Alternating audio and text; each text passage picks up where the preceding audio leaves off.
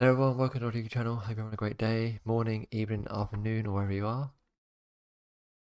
you haven't seen my last video, feel free to check it out about Scottish waterfalls. In this video though, I'll be checking out the Great Fire of Edinburgh in 1824. I didn't even know there was any fire in Edinburgh at that time, and I know a fair amount of history, but not much about Scottish history. I know there's a Great Fire of London, like, probably a year, but I know there's a Great Fire of London at one point, but I didn't know about the Great Fire of Edinburgh though, in Scotland. But quite interesting to find out about it, learn more about it. Quite like history, so it's good to see and learn more about Scotland. Yeah, let's have a look at this video. Check it out. It was about. Hopefully, it's a voiceover, not just like videos. I'm pretty sure it'll be Scottish history, Scotland history. On the night of Monday 15th November 1824, around 10 o'clock, the shout of fire was heard on the High Street in Edinburgh. Word spread quickly, and large crowds gathered and came from all areas of the city to watch the columns of smoke and flames that were coming from the second floor of a house at the head of Old Assembly Close. Oh, This was a workshop owned by Robert Kirkwood Jr., a well-known engraver, at 166 High Street. A pot of linseed oil had caught fire, and unable to contain it, it spread rapidly through the premises.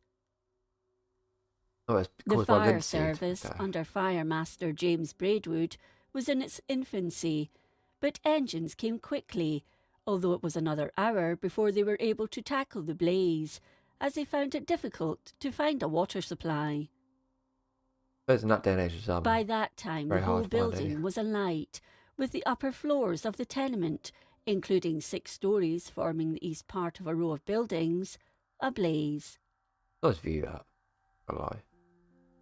2 tenements to the west also caught fire, and due to the narrowness of the old closes, it was impossible to work the engines properly.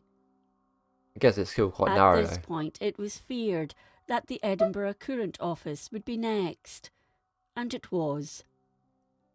Its upper story caught fire just as some men got on the roof of the tenement and shouted to the firemen for a hose to douse the flames. However, their shouts weren't heard until it was too late. The whole tenement was lost, together with an extensive range of buildings in the old fish market and assembly closes. Yeah. While these buildings were being destroyed, the night grew calm and still, and the sparks emitting from the flames shot skywards, falling to the ground like snowflakes. The sky turned a dusky red. Scores of high chimneys set on fire. I must admit, it actually did. I know it's not exactly a good thing to talk about, really, but a red, dusky sky after that fire, or during the fire, it must have been a good view in the sky. Let's see a red, dusky sky. Would have been like quite interesting to see. But I mean, still a bad thing happened. But the sky itself would look very nice.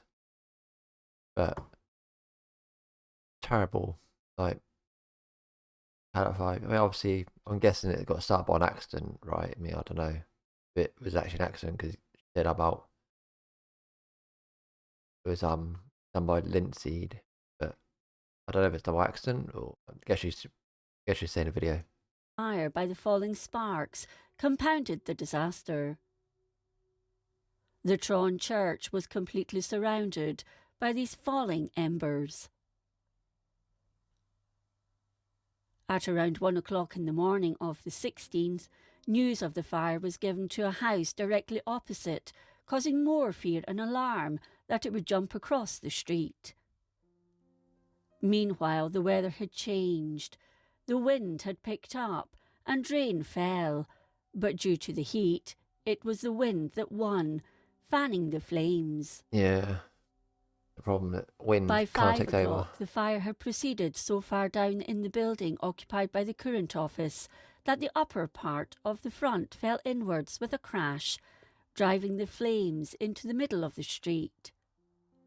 Bloody hell. By this time, news spread that houses on the east side of the old fish market close had burned down. Jesus. Moreover, the building occupied by Abraham Thompson, a bookbinder which had been destroyed a few months previously by fire and rebuilt, was crushed by the fall of a gable end. We noticed they showed more. In the Like, I old don't know if there's assembly more pictures. close, No, it was more. We noticed they showed more pictures. Obviously, like about like just seeing like if there's any like picture of damage. I guess it's just some of the pictures, but yeah, they probably do. I'm gonna show you some pictures, but you know, if they showed a bit more. But then I guess in that day you didn't really have many images of what happened, so I guess it makes sense. But Destructive. The whole west side, ending at the King's Old Stationery Warehouse and including the old Assembly Hall, then occupied as a warehouse by Bell and Bradford booksellers, was entirely I've destroyed. heard of Bell and Bradford books. These tenements had been inhabited by distinguished people, but were now just a pile of smouldering rubble. Oh. A great part of the southern land fell to the ground, but a tall pile of sidewall broken in the centre rested in its falling, forming half a huge pointed arch and remaining in that position for several days. Bloody hell. By 9 o'clock, I'm guessing it's the not there steeple anymore. of the Tron Church was discovered to be on fire. The pyramid became a massive flame. Lead Fucking from the hell. roof poured over the masonry in molten streams, and the bell fell with a crash, but the church was largely saved by a powerful engine belonging to the Board of Ordnance. The fire was stopped. However, a new one broke out in Parliament Square, in the attic floor of a tenement 11 stories high, overlooking the Cowgate. I guess This that's. fire was not in any way. Oh, so it does seem to be an up-to-date picture, but have they kept the like the effects of the fire sort of happened in that back in that 1824? Because it seems like they've kept the building. Like I say, people can see that it did have that sort. I don't know. Seems like it has got the effect there of like flames that were there.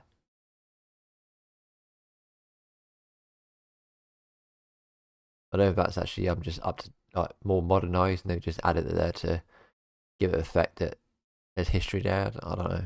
I'm guessing they have. Way related, though. Does seem more of Some an in update the picture city though. claimed it was punishment sent from God on the people of the town for their sins. As the fire spread at St Giles and Parliament Square, the scene became more and more shocking due to the height of the tall buildings.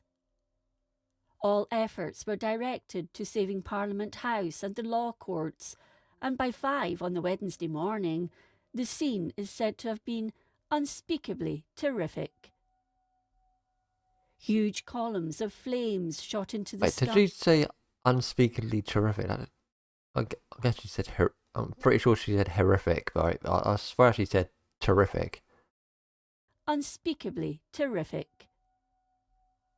Huge columns of flames shot into the sky. But I think she meant The brown horrific, right? faces of the firemen were seen under their I don't know. caps as their heads were raised at each successive stroke of the engines.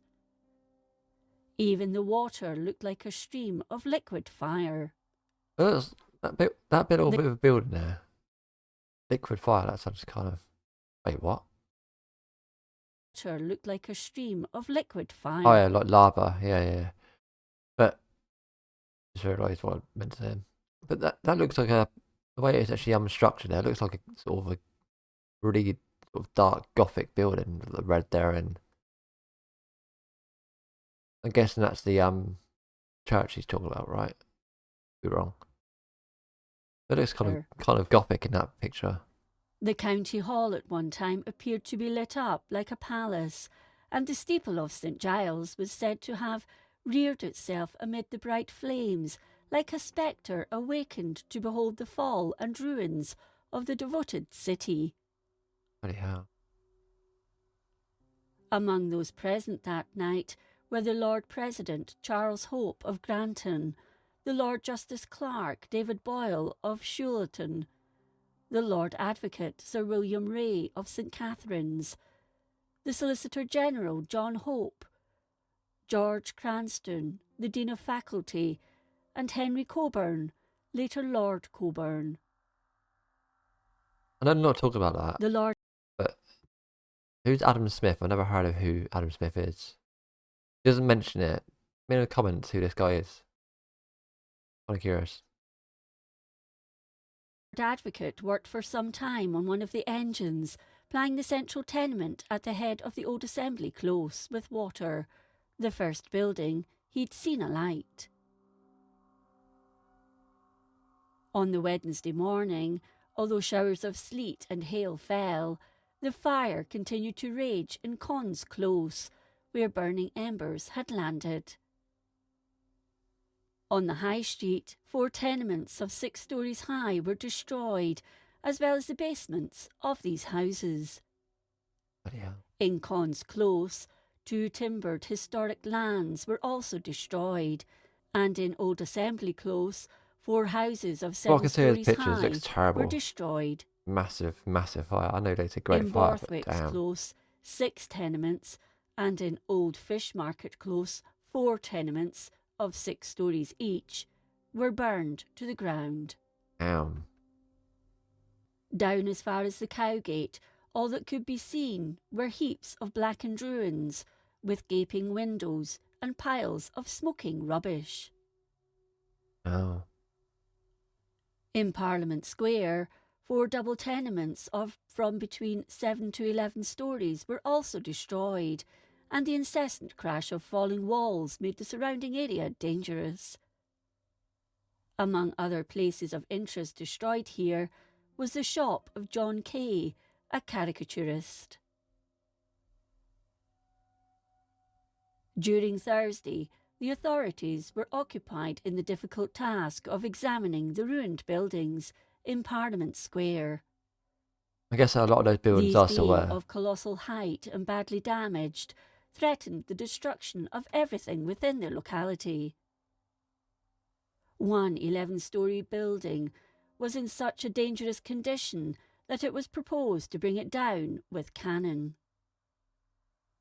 Don't really see On cannons Friday, used the anymore. ruins were inspected by Admiral Sir David Milne and Captain Francis Head. Just off the subject for a minute. You don't really see many of them around sort of England, not even over where I am, but is there still a lot of those old phone boxes in Scotland? Because I've only seen like, well, probably about one in my city, but that's about it. I mean, there used to be loads and loads and loads, but I don't really see any of them around anymore. Like, I mean, in like Southampton, I've seen one, but other than that, I haven't really seen any. Not even like in different places. It's just another curious question. Later, Sir Francis Head of the Royal Engineers, who reported on it, and he was tasked with the demolition of the buildings. Yeah. In the meantime, offers of assistance came from Captain Hope of HMS Brisbane, then in Leith Roads, were accepted, and his crew of 40 threw a line over the high southern gable above Heron's Court, although only brought down a small portion of the building. Next day, Captain Hope returned, bringing with him iron cables, chains and ropes, while some sappers daringly undermined the eastern wall. These were sprung, and as had been predicted by the captain, the enormous mass fell almost perpendicularly to the ground. Jesus. In all, 400 homes were lost, including the 400 homes homes. of some eminent You Edinburgh know. men, and left hundreds homeless. 2 firefighters were killed and many people were injured. Braidwood and the fire service were blamed for the extent of the fire, but were exonerated by an inquiry into the disaster. So it wasn't The Tron church an accident bell, then. which had hung in the church since 1673, partly melted in the heat of the fire and crashed through the blazing ruins of the steeple. Yeah. Parts of it were made into quaichs and other similar items, memorials to the fire. As for the steeple, it was rebuilt a few years later, as was much of the south side of the High Street between it and Parliament Square. Okay, so some of it rebuilt, but I'm guessing some of the ruins still there. Is that St. Giles Church he's talking about? We'll talk about earlier on. If you enjoyed this episode of Scotland's History, please like, comment and subscribe. Until next time, thank you for watching. That's quite an interesting video. Quite devastating information. Quite look interesting look. I might look at that at some point. Yeah. Nice video. Quite interesting video. Like that. That's from Scotland History. Yeah. If you like this video as well, let me know in comments. I just noticed it's like 1824 on that video. It's like 200 years ago. I didn't even know that there was a Great Fire of Edinburgh.